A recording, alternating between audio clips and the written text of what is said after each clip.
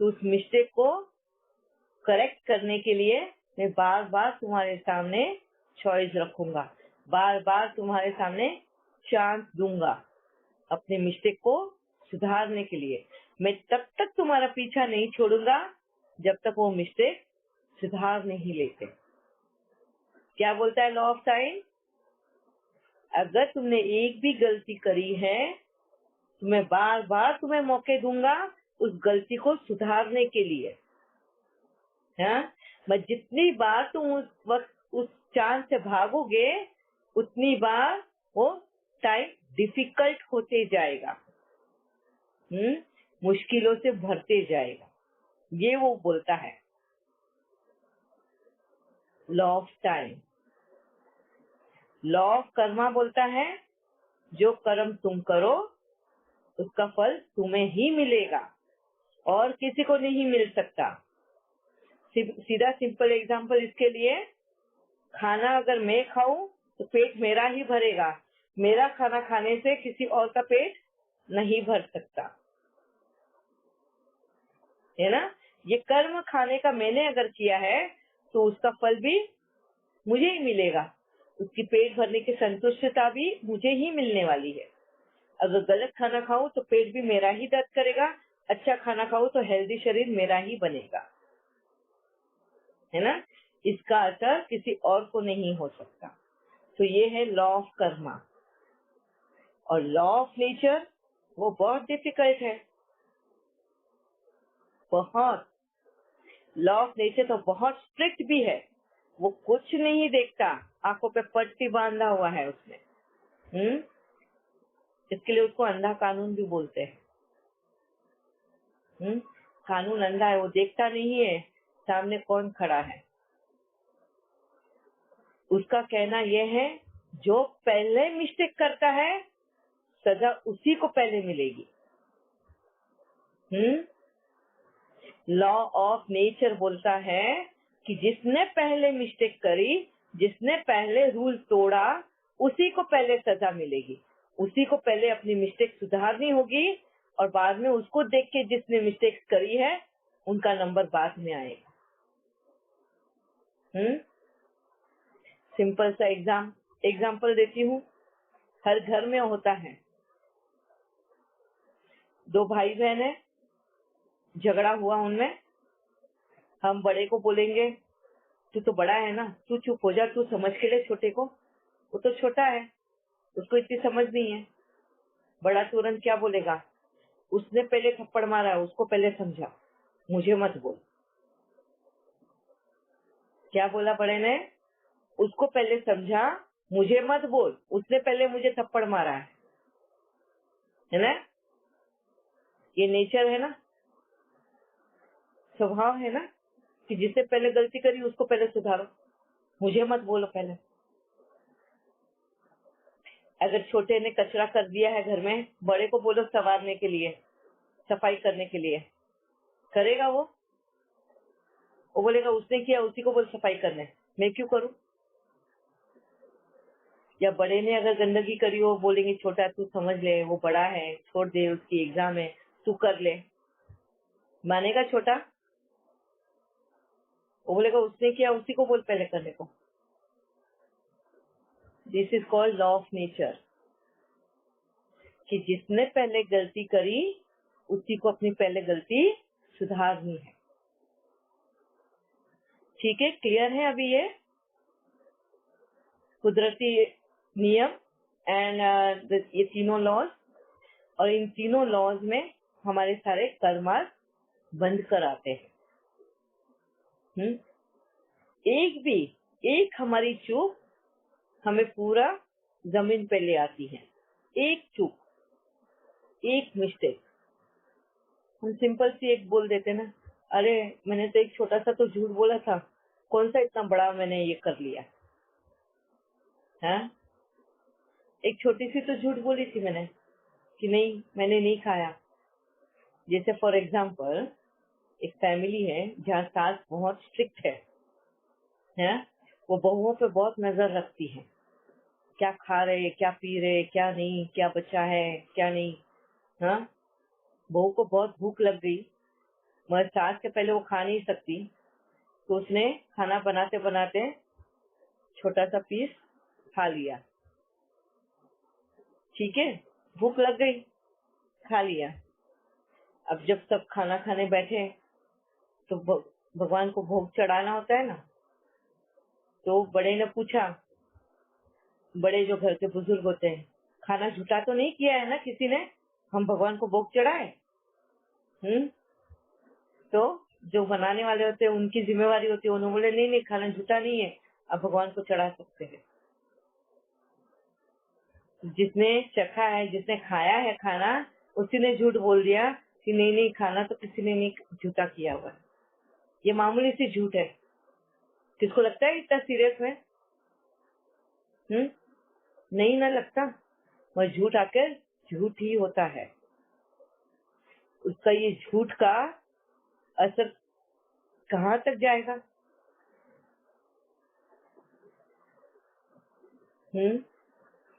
उसको ये एक झूठ का असर, उसको कितने दिन के फाके करने पड़ेंगे।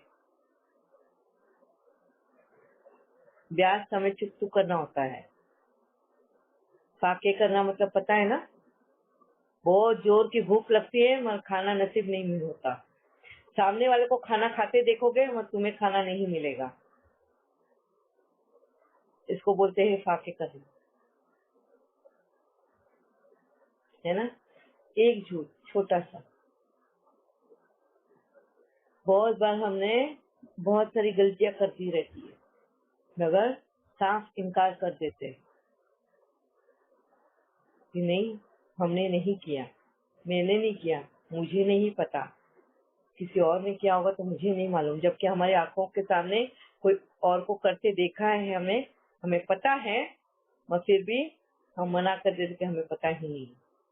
ये भी छोटे छोटे झूठ हमें वक्त पे भरने पड़ते हैं। जब सबसे ज्यादा हम सच बोल रहे होते हैं, हाँ, हमें विटनेस चाहिए है कि हम सच बोल रहे हैं, इसके लिए हमें विटनेस चाहिए, कोई और गवाह दे कि हम सच बोल रहे हैं। और ऐसे वक्त में हमारे लिए कोई खड़ा नहीं होता, कोई गवाही नहीं देता। क्यों? क्योंकि हमने उस वक्त किसी की गवाही नहीं बने थे। समझ में आ रहा है? हमने किसी की गवाही नहीं दी थी, किसी और पे इल्जाम लग गया था झूठ का, हमारी चुप्पी साधने की वजह से, या हमने कर्म करके उसको डिनाई करने की वजह से मना कर दिया कि नहीं नहीं, मैंने तो यहाँ से ये चीज उठाई ही नहीं। कभी कभी ऐसा होता है कि हम अपने काम करते करते एक कोई चीज उठा लेते हैं और उठा के कहीं और रख देते हैं। मल्टीटास्किंग का बहुत आदत होता है ना हमें। उस मल्टीटास्किंग में इतने मल्टीटास्किंग करते हैं कि हमें यही पता नहीं होता कि कौन से काम कब हम क्या किया। और ऐसे वक्त में आके हमारे परिवार का मेंबर कोई सदस्य पूछ लेता है, अरे आपने ये उठा के रखा है क्या किधर? हम सीधे से बोल देते हैं, नहीं नहीं मैंने नहीं रखा, मैं थोड़ी तेरे कामों तेरी चीजों को हाथ लगाती हूँ, मैं थोड़ी तेरी चीजों को छूती हूँ। देखो, फिर उसके बाद में उसका आधा घंटा 1 घंटा वो चीज ढूंढने में गया, तो ये आधा 1 घंटे का कर्म जो उसका वेस्ट हुआ है वो भी तुम्हारे सिर चढ़ गया। समझ में आया? वो भी तुम्हारे सिर चढ़ गया कर्म, प्लस तुमने जो डिनाई कर दिया ना कि नहीं मैंने तो रखा ही नहीं है, वो झूठ के पर्दे पे आ गया। देखो क्या मिल रहा है इसमें, क्या प्राप्ति कर रहे हो तुम। अब इसको वापस से भुगतना कैसे है? अब तुम्हें कोई इम्पोर्टेंट डॉक्यूमेंट सबमिट करना है, हैं? और वो लास्ट मोमेंट है, लास्ट डे, लास्ट टाइम चल रहा है, और ऐसे वक्त में तुम पूरा घर ढूंढ रहे हो और तुम्हें तुम्हारा डॉक्यूमेंट नहीं मिल रहा। समझ में आ रहा है? तुम्हें वो डॉक्यूमेंट सामने ही है, सामने ही रखा हुआ है, तुमने तैयारी करके रखी थी कि अरे वो वक्त आएगा तुम्हें को ये रखना है, इतना सामने एकदम ये करके रखा है, मगर वो उस मोमेंट में तुम्हें दिखाई नहीं देगा। वो वक्त तुम्हें टेंशन भरा रहेगा, कहाँ गया पूरा घर तुम उथल पुथल कर लोगे।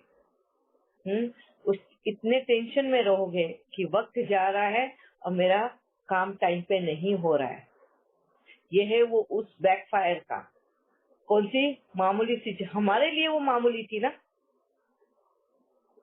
हमारे परिवार का मेंबर वो ढूंढ रहा था चीज और हमने तो सीधे से मना कर दिया, हमने नहीं उठाई, हमने नहीं रखी, मैं तो छुट्टी तक नहीं हूँ। ये उसी का बैकफायर है कि आज जब मुझे सबसे ज्यादा जरूरत है उस डॉक्यूमेंट की, मुझे भी वो मिल नहीं रहा है और मेरा काम रुक गया। ये उसका रिजल्ट है। और जिस वक्त बहुत जरूरत है मुझे किसी के सच, मेरा सच साबित करने के लिए किसी के साथ की, उस वक्त वो इंसान भी मुकर जाएगा। वो बोलेगा मुझे तो नहीं पता है, मैंने तो नहीं देखा है, जबकि उसके सामने ही किया रहता है, उसको साक्षी रख के ही वो चीज की रहती है, मगर वो अब डर के मारे मुकर गया। क्यों मुकर गया? क्योंकि पहले तुम मुकर गए हो, तो तुम्हारे कर्मा भी तुम्हारे सामने खड़े रहते हैं, कोई वजह नहीं है। सो एवरीथिंग, जो भी सिचुएशन तुम्हारे साथ गुजरती है, तुमने खुद उसको क्रिएट की हुई है। वो मेंटल टेंशन हो, वर्बली हो या कर्मना की हो। हाँ जी प्रीति बहन। दीदी, अगर वो पर्सन ने इंटेंशनली नहीं किया हो तो भी फिर मतलब उसका इंटेंशन ही ऐसा नहीं है ना? नहीं है, मगर बोलते हैं ना फिर भी जाने। हेलो हाँ जी, इसके लिए कहा जाता हेलो है। हाँ हाँ जी, हमें आवाज आ रही है आपकी। इसके लिए बहन कहा जाता है कि जाने अनजाने किए हुए पाप, हाँ, जानते हुए भी और अजानते हुए भी किए हुए पापों की सजा हमें भुगतनी होती है। सेम ऐसा ही जानते अजानते श्रेष्ठ कर्म का भी फल हमें मिलता है।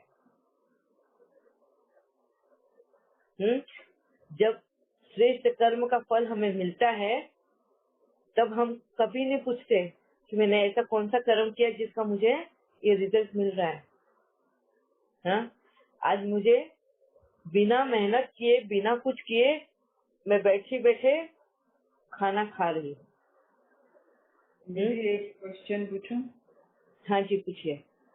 दीदी, बहुत बार ये मन में आता है कि ऐसा नहीं लगता कि जैसे आप बता रहे हैं कि जो करते हैं वो हमारे सामने आता है, तो हमने ऐसा कौन सा इतना श्रेष्ठ कर्म किया कि खुद भगवान हमें मिल गए? ये तो बहुत ही एक्स्ट्रा ऑर्डिनरी कोई कर्म होगा ना हमारा। बहुत एक्स्ट्रा ऑर्डिनरी है। ऐसा क्या किया होगा? यस, अभी आएगा वो। जैसे कहा ना, नेचर के खिलाफ जिसने जिसने पहले काम किया है, परमात्मा आके उसको पहले समझा रहा है। अच्छा ऐसे। ओके।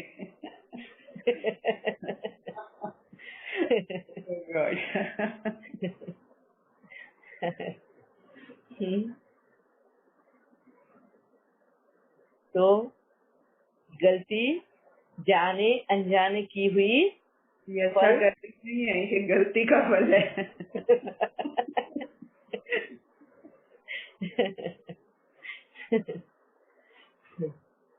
इसीलिए तो ना भक्ति में पूरी दुनिया अभी तक है।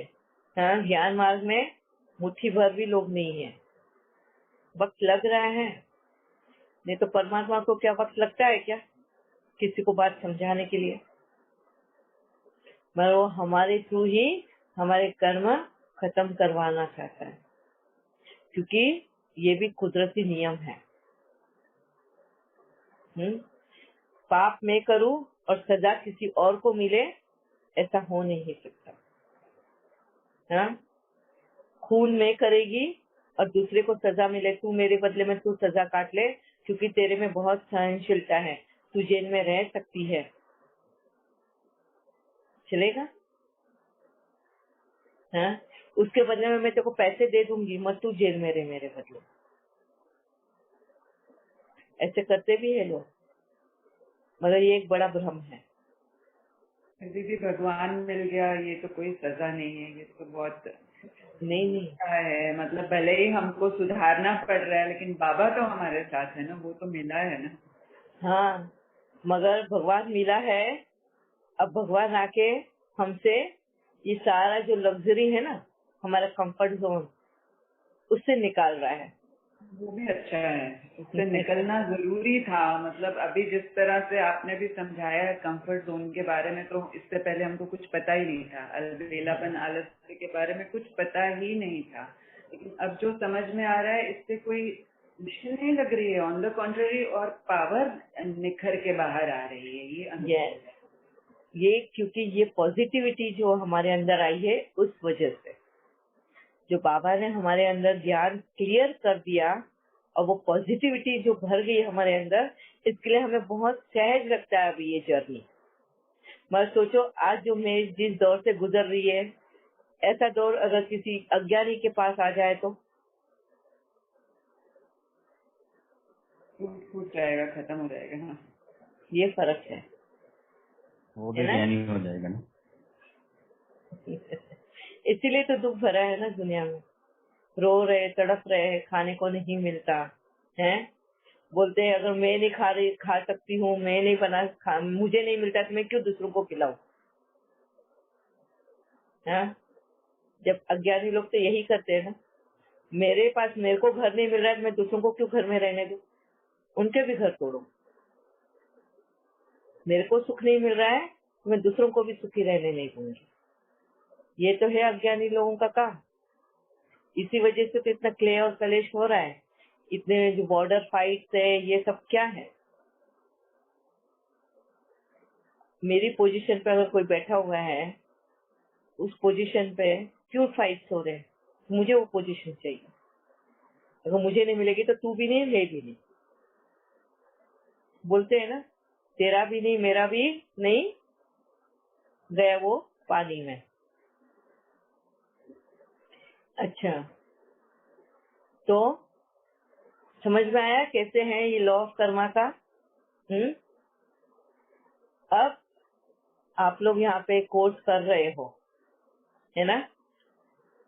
आप जो जो नए कोर्स में कर रहे हैं, पहली बार जो कर रहे हैं, क्या आप मुझे बता सकते हैं आप कोर्स क्यों करने आए हो यहाँ पर?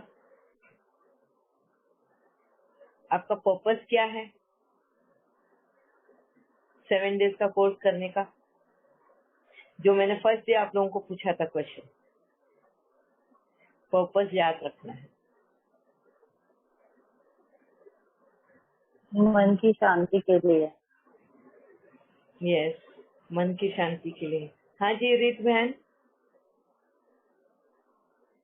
जैसे मैंने लास्ट टाइम बोला था कि आज हमको कितनी शांति मिलती है जब आपसे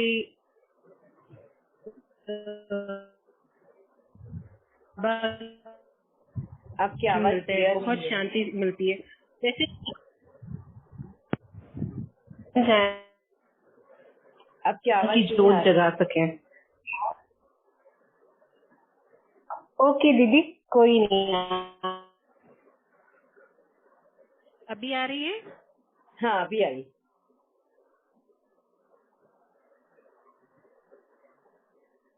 दीदी आवाज आ रही है? हाँ, अभी आ रही है।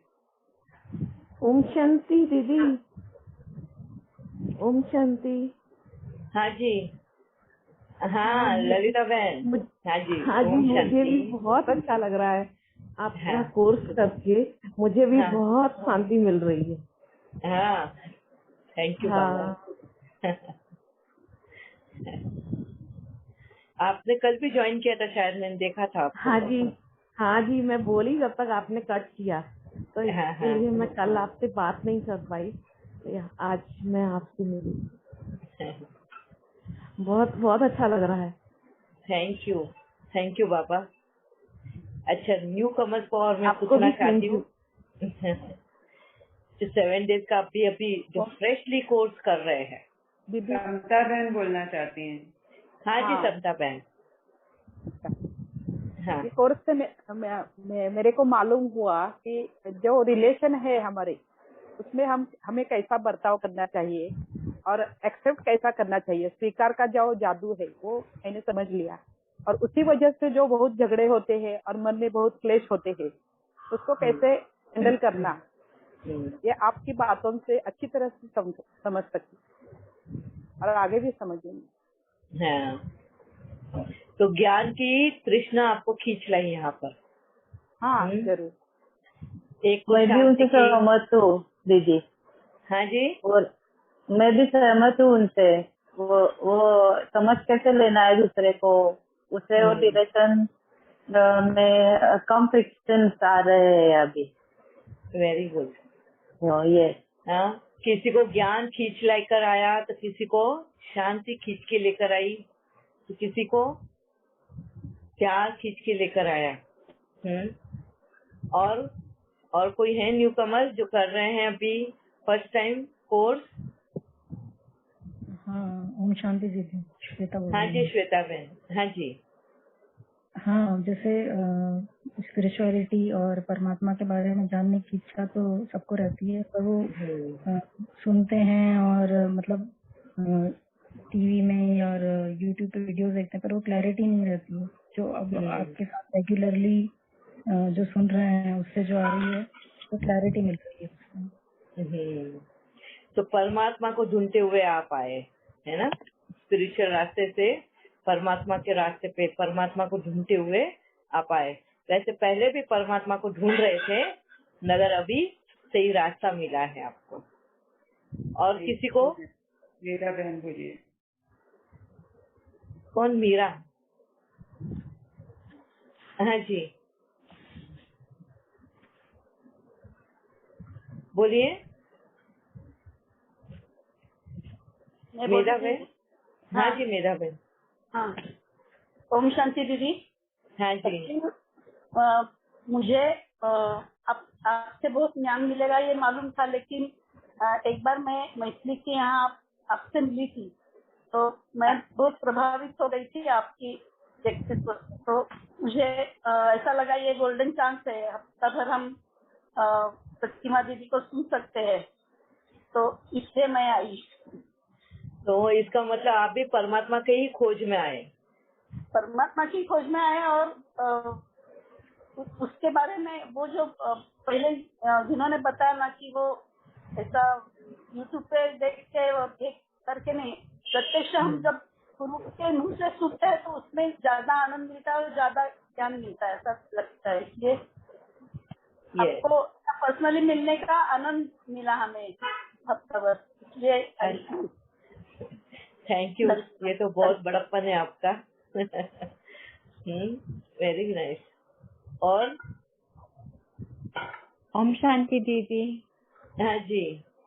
हाँ दीदी, मुझे बहुत अच्छा लगा, मुझे बहुत गहराई में समझ मिली कि हम रिश्तों में कैसे अपने आप को निभा सकते हैं और कैसे दूसरों को समझ सकते हैं। और मुझे जैसे जैसे आपका सुनती जाती हूँ ना, वो मैं वो अपने पर करती भी जाती हूँ। जैसे आपने कहा सत्य बोलना, अब से वही अपनाया। अब छोटी सी बात की होती है, मुझे एकदम से हो जाता है कि जहाँ मैंने झूठ बोला, जब मेरी रेगुलर में ऐसे बोल रही थी, नो अंडरस्टैंड, ज्ञान में थी लेकिन समझने थी दीदी, आपने बहुत गहराई से समझाया। एक एक स्टेप पर पता लग रहा है कि इस समय मुझे कैसा कर्म करना, मैं क्या करूं कि जो दूसरों को भी दुख ना हो, और ऐसा ही कर रही हूँ। और मैं पा भी रही हूँ कि मुझे, जैसे मैंने आपसे पहले ही बातें की, लेकिन अब उन्हें एक्सेप्ट करना शुरू कर दिया कि वो जैसे हैं मैंने उन्हें वैसे ही एक्सेप्ट कर लिया है। अब मेरे एक तो माइंड में वो टेंशन नहीं है, एक बर्डन खत्म हो गई है। अब धीरे धीरे ऐसे लगता है कि ऊपर उठ रही हूँ। थैंक यू दीदी, थैंक यू सो मच। मैंने पहले जब आई थी ना, मैंने देखा कि बाबा ने मुझ में ऐसी क्या विशेषता देखी जो मुझे अपना अपनाया, मतलब बनाया। अभी तो बाबा ने वो आंसर मिलने वाला है आपको। हाँ दीदी, थैंक यू सो मच। दीदी, एक एक बात पूछनी, जैसे आपने कहा ना इसमें भोग के लिए, जैसे मैं मोस्टली बाबा को भोग लगाती हूँ, क्या होता है ना कई बार मैं भोग लगाती हूँ तो बड़े घर में होते हैं, तो क्या होता है कि वो पहले उन्हें पता ही नहीं है मैं खाने को बाबा के लिए लेकर जा रही हूँ ऊपर भोग लगाने, तो वो ज्ञान में नहीं है, तो वो क्या करते हैं मेरे आने से पहले ही खाना अपनी प्लेट पर पा लेते और खाना शुरू करते। तो इसमें दीदी मेरी क्या गलती है, जैसे मैं से बाबा नाराज तो नहीं होंगे कि इसमें मैं कुछ गलत तो नहीं कर रही हूँ दीदी? नहीं, बिल्कुल भी नहीं। ये टॉपिक हम बाद में लेने वाले हैं, भोग की रीत, जी भोग की विधि और वो सब हम लेंगे, मगर ये 7 डेज का कोर्स होने के बाद में, क्योंकि वो जी 7 डेज के कोर्स में नहीं आता। जी ठीक है? दीदी, ठीक है, ठीक है, थैंक यू दीदी, थैंक यू। अच्छा, और कोई न्यू कमर्स है जिनको शेयर